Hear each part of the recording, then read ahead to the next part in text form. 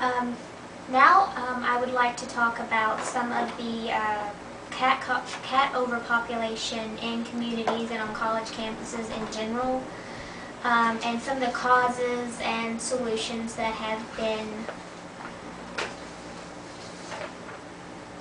given, and possibly to talk about some of the organizations that are currently helping feral. Now I would like to talk about some of the causes. And feral cats may be the offspring of already existing feral cats, descendants of lost or abandoned cats, or the offspring of owned, non-altered cats that owners have allowed to roam outside and breed.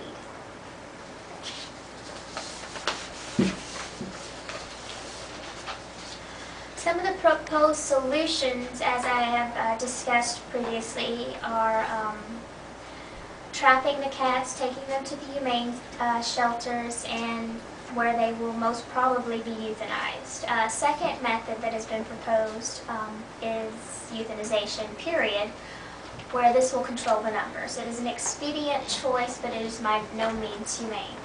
A third choice is TNR, Trap, Spay-Neuter, Release. This is the most humane and is actually approved by many humane organizations working to help feral. Now I would like to talk briefly about some groups that are helping feral cats right now.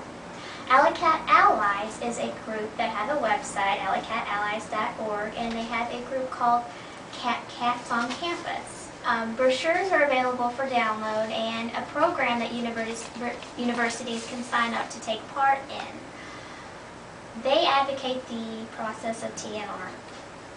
Some of the things that I think that EKU needs to do are seek the aid of groups like Alley Cat Allies and sign up for their program. I also think that we need to get brochures out there so we can get the students and the faculty involved.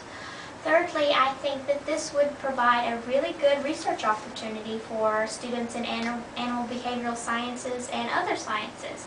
So as they monitor and maintain the colony, the cat community, they can research and learn from this. Now I would like to talk about my own personal experience with cats, and I'd like to tell you about my Neptune, Barnaby, Butters, and Rufio. Neptune, Barnaby, and Butters were all adopted from the Lexington Humane Society.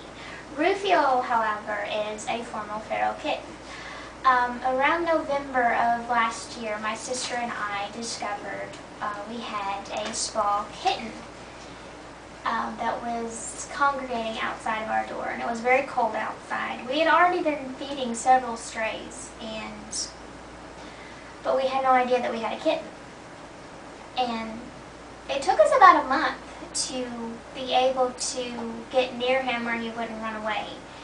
So one night in November, he came to the door and he was just frozen solid. He was very malnourished and emaciated, and we had to bring him in. Now, even though we already had 2 cats and we live in a small apartment, it was just something we felt we had to do. The very next day, we took him to the vet, and the vet told us, in fact, that if we had not brought Rufio in that night, that he probably would have died. He was too young to survive outside on his own, and he wasn't finding adequate nutrition, and it was so cold. So we felt really good about our decision and bad at the same time, because it's just really sad that cats have to exist that way at all, that Rufios out there ever have to be. And that's why I really wanted to do this speech, because I felt that if I could get the message out there to just a few people, that I would be helping to solve the problem in just some little way. And right now I would like to bring out a special guest. I want you guys to meet Rufio. This is the kitten that I said that was emaciated. He was malnourished. He almost died in November of last year. He's about 9 months old right now, and he's obviously not malnourished anymore. He loves to eat and he loves to play with his big brothers, and he's just a very happy kitten. But the thing about Rufio is that he was young enough to be socialized by human beings. Most feral cats, if they're not caught as kittens, cannot be adopted or brought in or be kept as pets because they are wild animals. So I just wanted to do this speech today to try to help this problem. And I also want to thank my audience for listening to me today, and I hope they can also spread the message, and maybe we can help just a little bit. Thank you.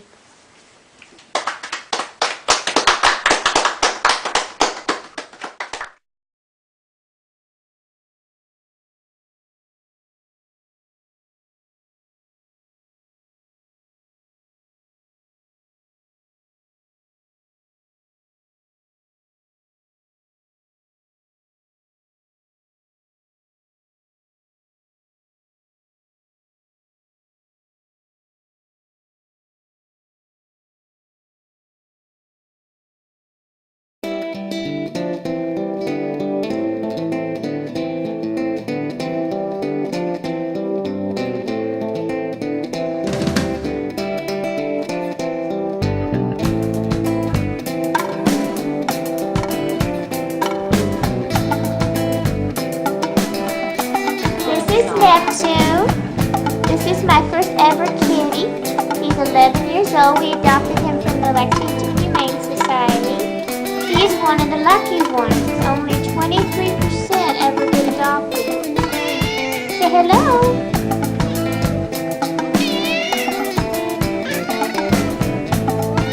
He's gonna be famous.